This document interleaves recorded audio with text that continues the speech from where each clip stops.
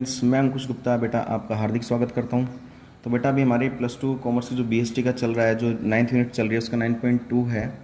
उसमें हमने capital structure के बारे में पढ़ा था बेटा अच्छे से कि कैपिटल स्ट्रक्चर होता क्या है। मतलब कैपिटल स्ट्रक्चर क्या होता है, हम जब डेप्ट और दोनों इक्विटी को यूज़ करते हैं, यानी कि एक तो हमारा खुद का पैसा और एक कर्जे पे लिया पैसा, इन दोनों को यूज़ करते हैं। किस तरीके से इन दोनों को यूटिलाइज़ किया जाएगा, इनको दोनों कैपिटल में लगाया जाता है, पूंजी में लगाया जाता है, उसका एक स्ट्रक्चर तैयार किया जाता है भाई किस तरीके से हमें इसको यूटिलाइज करना है डेब्ट और इक्विटी को, वो कैपिटल स्ट्रक्चर कहलाता है। कुछ फैक्टर्स होते हैं जो अफेक्ट करते हैं हमारी कैपिटल स्ट्रक्चर को। जैसे नंबर 1 आता है बेटा cash flow position. Cash flow position बिल्कुल अफेक्ट करती है हमारे। अब देखते हैं, इसको पढ़ के देखते हैं। बहुत इजी तरीके से मैंने पैटर्न बनाया है बेटा आपके लिए, ताकि आपको इजीली समझ में आ जाए। अगर आपके पास इनफ कैश इनफ्लो है, मतलब आपके पास बहुत ज़्यादा कैश इनफ्लो है, आपके पास मतलब आपकी उम्मीद से भी ज़्यादा कैश आपके पास है या आ रहा है, तो आप बेटा डेप्ट यूज़ ज़्यादा करेंगे, कर्जा ज़्यादा लेंगे बैंक से। क्यों? क्योंकि company has to compulsorily pay fixed interest on डेप्ट। कंपनी के पास अगर पैसा ज़्यादा होगा तो कंपनी क्या होगी, अगर मान लीजिए कैश इनफ्लो ज़्यादा है तो कंपनी क्या करेगी, डेप्ट को यूज़ करेगी, कर्जा लेगी बैंक से। क्यों? क्योंकि वो इजीली वो पे कर सकती है, क्योंकि इसके पास कैश इनफ्लो ज़्यादा है, इसलिए वो डेप्ट पर इंटरेस्ट इजीली पे कर सकती है, इसलिए वो मोर डेप्ट यूज़ करेगी। अगर मान लीजिए कंपनी के पास कैश की शॉर्टेज है, कंपनी के पास बेटा कैश की शॉर्टेज है, तो वो इक्विटी को ज़्यादा यूज़ करेगी, वो कर्जा नहीं लेगी, वो इक्विटी को यूज़ करेगी, अपने खुद के पैसों को यूज़ करेगी। क्यों? क्योंकि यहाँ पर नो कंपल्सनली टू पे dividend in case of loss और शॉर्टेज ऑफ कैश।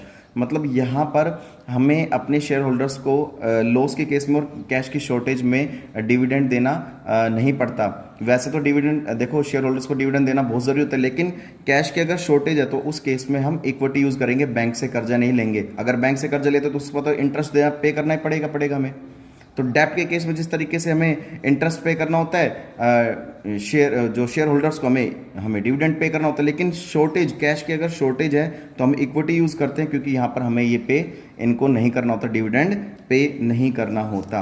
तो ये बेटा कैश फ्लो पोजीशन था। सेकंड चलते हैं बेटा, सेकंड है interest coverage ratio. Interest coverage ratio क्या होता है कि कंपनी कितनी जल्दी इनकम अर्न कर रही है, कंपनी कितनी जल्दी पैसा कमा रही है और उस पर इंटरेस्ट किस तरीके से पे किया जा रहा है। तो एक बात ध्यान से सुन लो, कंपनी कितनी जल्दी पैसा अर्न कर रही है, और पैसा अर्न करे तो जैसी बात वो इंटरेस्ट भी पे कर लेगी। तो इसका फॉर्मूला है बेटा EBIT अपॉन में interest, earning before interest and tax upon में इंटरेस्ट। ये इसका फॉर्मूला है बेटा ICR का। Number of times company earning before interest and tax cover the interest payment obligation. Company कितनी जल्दी पैसा अर्न कर रही है, और पैसा जितनी जल्दी अर्न करेगी तो वो इंटरेस्ट भी पे कर सकती है और वो टैक्स भी पे कर सकती है।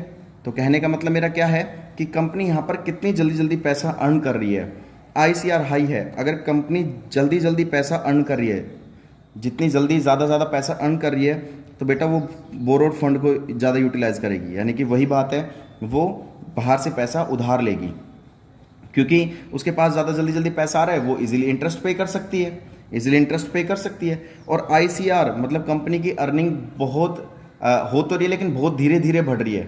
अर्निंग तो हो रही है लेकिन बहुत धीरे स्पीड में हो रही है, तो बेटा वो इक्विटी को यूज़ करेगी। क्यों? क्योंकि यहाँ पर अपने शेयर होल्डर्स को डिविडेंड देना उनको नहीं पड़ेगा।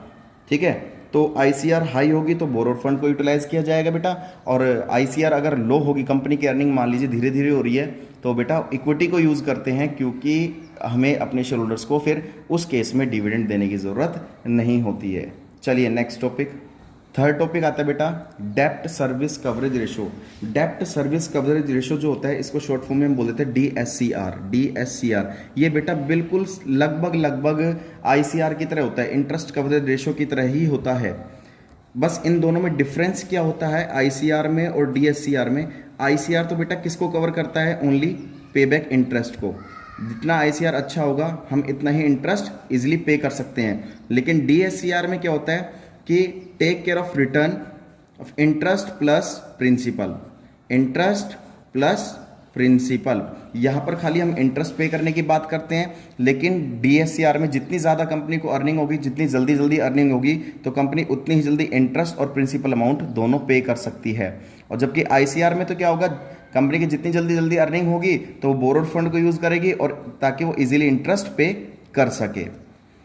अब करते बेटा डीएससीआर, डेब्ट सर्विस कवरेज रेशियो जितना हाई होगा, जितनी कंपनी को जितनी जल्दी जल्दी अर्निंग होगी, जितनी लगभग मैंने बताया था सेम है ये, जितना ज़्यादा हाई होगा डेब्ट उतना ही ज़्यादा यूज़ किया जाएगा, ताकि कंपनी इज़ एबल टू पे इट्स डेब्ट इजीली। कंपनी को पता है कि भाई मेरी अर्निंग ज़्यादा है, जल्दी जल्दी हो रही है, तो मैं इजीली अपने डेब्ट को पे कर सकती हूँ, तो फिर वो कर्जा लेगी बैंक से।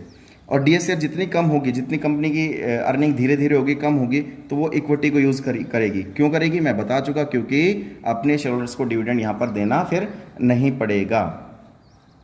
डीएससीआर का बेटा फॉर्मूला होता है, फॉर्मूला क्या होता है, profit after tax plus depreciation plus interest plus non cash expenses right of. Non cash expenses आपको पता है, ये जो कैश में नहीं होते, लाइक गुडविल हो गई, डेप्रिसिएशन हो गया, और क्या कहते हैं पेटेंट्स, कॉपीराइट, ट्रेडमार्क, जो भी इंटेंजिबल्स होती है हमारी, ठीक है। और अपॉन में preference dividend plus interest and plus repayment obligation. तो डीएससीआर में मैंने बताया था क्या क्या चीज़ पे करनी होती है इनको, इंटरेस्ट प्लस प्रिंसिपल। तो बेटा ये दोनों, ये थर्ड पॉइंट भी समझ में आ गया होगा। फोर्थ पॉइंट देखते हैं बेटा। फोर्थ पॉइंट में कह रहा है रिटर्न ऑन इन्वेस्टमेंट, इसको शॉर्ट फॉर्म में बोलते हैं आरओआई। रिटर्न ऑन इन्वेस्टमेंट हमारी क्या होती है, आरओआई। आरओआई अगर आपकी ज़्यादा है किससे, रेट ऑफ इंटरेस्ट से, यानी कि आपकी रिटर्न, आपकी इनकम ज़्यादा है रेट ऑफ इंटरेस्ट से, यानी कि रेट ऑफ इंटरेस्ट आपका कम है और आपके पास इनकम ज़्यादा है, तो आप किसको यूज़ करोगे, डेब्ट को, कर्जा लोगे। मान लीजिए आपकी अर्निंग ज़्यादा है, खर्चे कम है, तो आप किसको यूटिलाइज करोगे, डेब्ट को। मैं आपको पहले ही बता चुका, कई बार बताता आ रहा हूँ डेब्ट को। क्यों, ताकि वो इजीली क्या पे कर सकती है, इंटरेस्ट पे कर सकती है। अब किस केस में, आरओआई की केस में। आरओआई अगर ज़्यादा है रेट ऑफ इंटरेस्ट से, रिटर्न हमारे पास इनकम ज़्यादा है और इंटरेस्ट कम पे करना है, तो हम किसको यूज़ करेंगे, डेब्ट को, क्योंकि हम इजीली पे कर सकते हैं, अर्निंग ज़्यादा है, हमारा इंटरेस्ट इजीली पे किया जा सकता है क्योंकि हमारी अर्निंग यहाँ पर ज़्यादा है। अगर ROI less than rate of interest है, अगर मान लीजिए रिटर्न, हमारे पास इनकम तो कम है लेकिन इंटरेस्ट ज़्यादा पे करना है, फिर हम किसको यूज़ करेंगे, इक्विटी को। क्यों, इक्विटी को यहाँ पे इसलिए यूटिलाइज किया जाएगा क्योंकि बेटा इस केस में हमें डिविडेंड फिर नहीं देना होता अपने शेयर होल्डर्स को। तो ये रिटर्न ऑन इन्वेस्टमेंट था। फिफ्थ आता है बेटा टैक्स रेट। टैक्स रेट में भी वही है, हाई और लो, हाई और लो। जितनी ज़्यादा बेटा टैक्स रेट हाई होगी, डेब्ट आपको कम से कम रेट पर इजीली अवेलेबल हो जाएगा, ठीक है। क्योंकि टैक्स रेट जितनी ज़्यादा, क्योंकि देखो, और अगर टैक्स रेट लो होगी तो इक्विटी बिकम्स चीपर। यहाँ पर हाई होगी तो डेब्ट बिकम चीपर, और टैक्स रेट लो होगी तो मान लीजिए आपकी 10 लाख रुपए आपकी इनकम है, सॉरी 1 लाख मान लीजिए, 10% के रेट से आपका इंटरेस्ट कितना बना बेटा, 10,000, ठीक है। अब आपको मान लीजिए टैक्स रेट 10% है, तो आपको क्या करना पड़ेगा, 10,000 आपको, आप इंटरेस्ट पे कर दोगे, उसके बाद भी आपकी इनकम कितनी बचती है, 90,000 यानी कि आपकी इनकम ज़्यादा है, तो आपको जो डेब्ट मिलेगा, आप कर्जा इजीली चीपर रेट पर ले सकते हो। और इक्विटी के केस में क्या है, आपको पूरा का पूरा 1 लाख पर, मतलब अब 10,000 घटाने के बाद, इंटरेस्ट पे करने के बाद जो टैक्स लगेगा वो बेटा पूरा 1 लाख पर लगेगा इक्विटी के केस में। तो यहाँ पर अगर टैक्स रेट लो है, मान लीजिए कम है, मान लीजिए 5% है, तो 5% का कितना बना बेटा, 5,000 बन गया। तो आपको अब हमारे पास इनकम कितनी बची, 95,000, लेकिन फिर भी अगर टैक्स रेट लो है तो आपको पूरे 1 लाख पर ही टैक्स देना पड़ेगा, ये ध्यान रखना। अगर आपका इंटरेस्ट 5% है डेब्ट का, 5,000 घटाने के बाद, तो अगर टैक्स रेट लो है, 10 की जगह 5% है, तो आपको क्या करना पड़ेगा, इक्विटी को यूटिलाइज करना पड़ेगा। आपका पूरा इक्विटी पर 1 लाख पर टैक्स लगेगा। तो ये बेटा आज की वीडियो थी, और इसके काफ़ी पॉइंट्स हैं, लगभग अप्रोक्सीमेट 14 पॉइंट्स हैं, इसके 14 पॉइंट्स हैं, तो 5 पॉइंट्स को आप अच्छे से पढ़ लीजिए। नेक्स्ट फिर 6 to 14 मैं कल पढ़ा दूंगा नेक्स्ट वीडियो में। तब तक के लिए आप इसको फेयर नोटबुक में रिटर्न कर लेना, नोट डाउन कर लेना, और आप, आई होप आपको समझ में आ गया होगा। तब तक के लिए बेटा जय हिंद जय भारत।